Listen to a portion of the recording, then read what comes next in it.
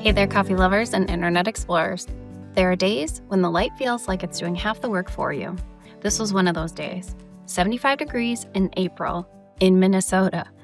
Sun pouring in like it had been waiting all winter, and inside Walden Coffee, the whole space felt open in a way that you don't see very often. People drifting in and out, a few conversations catching the breeze, the kind of place where you lose track of whether you're inside or outside.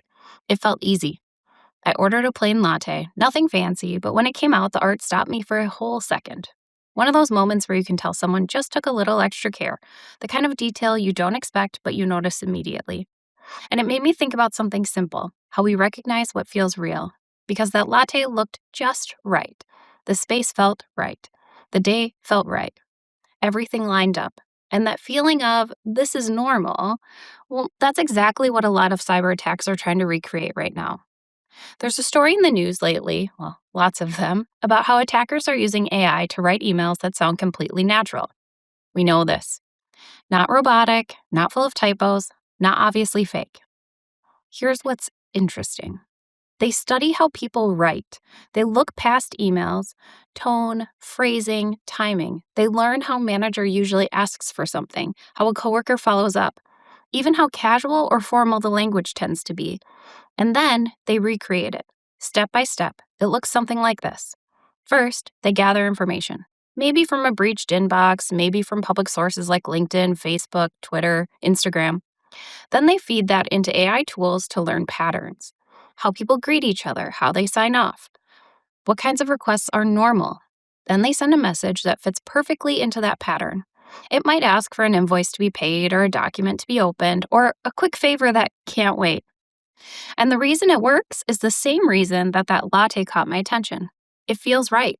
There's no obvious red flag, just something that blends in with everything else in your day. Email is still the main way that these attacks happen, and it only takes one click or one response. One moment where everything feels normal. That's all it takes. But there is a simple way to make that much harder. Anytime you get a request involving money, passwords, favors, sensitive information, pause and verify it another way. Call the person with the phone number you know. Send a separate message. Use a known contact method, not the one in the email. For businesses, this can be as simple as creating a policy. No financial changes or urgent requests get approved without a second check. For your personal life, it's the same idea. A quick pause before acting, because that extra step breaks the pattern attackers are relying on. Sitting there at Walden Coffee, watching the light move across the floor, everything felt open and effortless. But even in that space that felt easy, there's still intention behind what works. Someone chose to open those doors. Someone practiced that latte art. It looks natural, but it isn't accidental.